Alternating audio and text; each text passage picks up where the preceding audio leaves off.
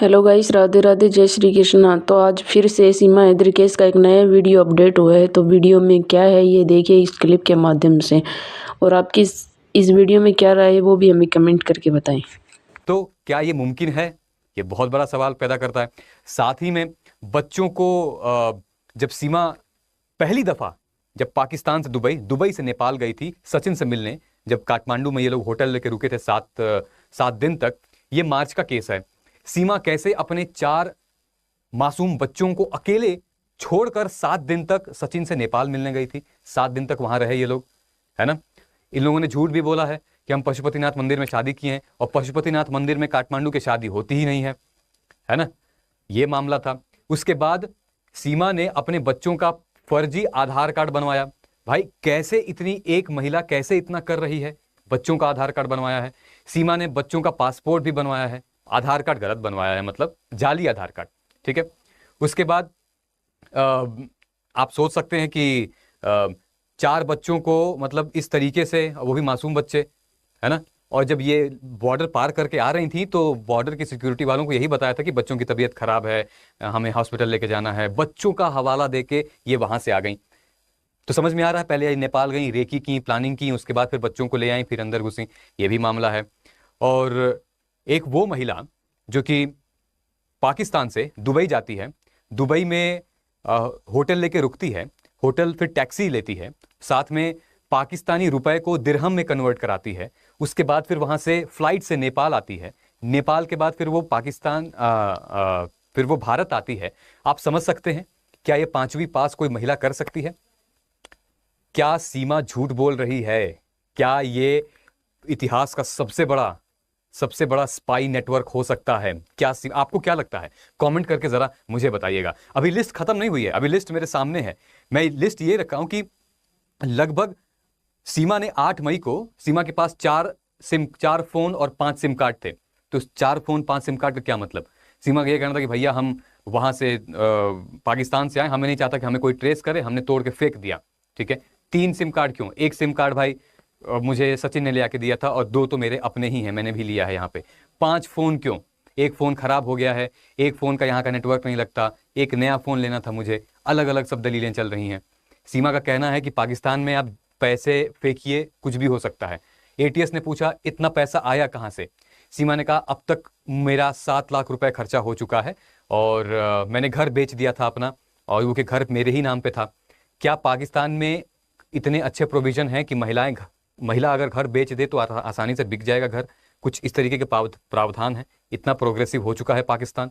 मतलब आप समझ रहे हो किस तरीके से ये बात डायरेक्शन जा रही है। साथ ही में कि एक यूपी एसटीएफ के इतने बड़े बड़े ऑफिसर्स के साथ ये कैसे, मतलब इतनी आसानी से कैसे बात कह ले रही है? ठीक है। तो ये सब जो है वो सवाल के दायरे हैं, बहुत बड़े सवाल हैं। और इंग्लिश पढ़ने को कहा गया था, आराम से इंग्लिश पढ़ दी। ये सब शॉकिंग रेवल्यूशन है। ठीक है। अब आप कमेंट करके जरूर बताइएगा कि किस तरीके से आपको लग रहा है कि इनकी बातों में कितनी सच्चाई है, क्या करना चाहिए। इसी को जस्टिफाई करने के लिए मैंने एक और केस स्टडी लिखी है। सीमा हैदर के केस को देखते हुए एक और केस आया था, जनवरी में आया था। कौन आए थे भाई? ये आई थी इकरा जीवानी। इकरा जीवानी ने सेम सीमा वाला जो प्रोटोकॉल है ना इनका, तथाकथित जो पूरा का पूरा केस है, जितना मोडस ऑपरेंडी है सीमा का, इकरा उसने सेम मॉडल फॉलो किया। जबकि ये सीमा से पहले आई थी। गर्ल जो है वो भाई पहले दुबई गई, दुबई से फिर गई नेपाल, नेपाल से फिर आई। नेपाल से आते हुए इसने बैंगलोर गई, बैंगलोर जाके ये अपने आदमी से मिलती हैं। ये जो आदमी है इनका नाम है मुलायम सिंह यादव। तो मुलायम सिंह यादव इनका नाम है, और ये उनसे मिलती हैं।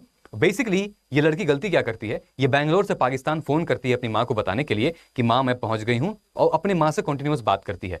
तो वहीं पे जो CIA है, सेंट्रल इंटेलिजेंस एजेंसी है, उन लोगों ने ये इंफॉर्मेशन गैदर की कि ये कॉल्स जा रही हैं, इतने लंबे देर तक बात हो रही है, और इस बीच में इकरा को लोग धर दबोच लेते हैं। CIA आती है, इकरा से बातचीत करती है, और पुलिस अथॉरिटीज को जब पता चलता है तो ये इनको डिटेन कर लेते हैं। डिटेन करके फिर इनसे सवाल जवाब कहते हैं। तो बेसिकली इकरा कहती हैं कि भाई मैं प्यार मोहब्बत में पढ़ के, हम लोग ऑनलाइन मिले थे, प्यार मोहब्बत में पढ़ के मैं आ गई यहाँ पर, और अब मुझे नहीं जाना है, अब मुझे वापस नहीं जाना है, मुझे मुलायम सिंह यादव के साथ ही रहना है। ठीक है। उसके अरेस्ट के बाद फॉरेनर्स रीजनल रजिस्ट्रेशन ऑफिस यानी कि FRRO from where she was back to Pakistan. उनको जो है फाइनली क्या हुआ कि वापसी पाकिस्तान भेज दिया गया, ना इनके पास ना उनके पास, और पाकिस्तान भेज दिया गया। बेसिकली ये जो केस था ये प्योर प्यार वाला केस था, इतना उलझन नहीं था, ना इसमें जच्चा बच्चा थे, ना कोई बच्चा था, ना ही कोई इतना बड़ा खुलासा हुआ था। ये आ गई और इसको भेज दिया गया, ठीक है। ये प्रोब अथॉरिटी ने किया, इनको अरेस्ट किया था। इन्होंने ये बोला कि भाई हम कोई हमारा क्रिमिनल बैकग्राउंड नहीं है, हम किसी के एजेंट नहीं है, हम सिर्फ और सिर्फ मुलायम सिंह यादव से प्यार करते थे, उसके लिए हम बॉर्डर क्रॉस करके आए हैं और हम चले जाना चाहते हैं। पाकिस्तानी नेशनल इकरा जीवानी अरेस्ट हो गई थी, उसके बाद वापस इसको डिपोर्ट कर दिया गया था, ठीक है। अब यही इंडिया टुडे ने भी छापा था कि सीमा हैदर वाली कहानी के पीछे एक और कहानी थी जो कि इससे पहले थी, जिसकी हैप्पी एंडिंग नहीं हुई थी। क्या अब इनकी भी हैप्पी एंडिंग होगी या नहीं होगी, ठीक है। अच्छा, सीमा हैदर एक पाकिस्तानी महिला, गलत तरीके से एंटर करती है, previous met Indian partner through an online ludo game, ठीक है। लूडो गेम पे इकरा, इससे पहले वाली जो थी ये लूडो गेम पे मिलती है, जैसे ये पबजी पे मिलती हैं, ठीक है। ये पबजी वाले हैं, ये लूडो वाले हैं, ठीक। अब देखिए क्या हो रहा है, एक और केस यहां सामने आ रहा है। ये केस है बांग्लादेश का।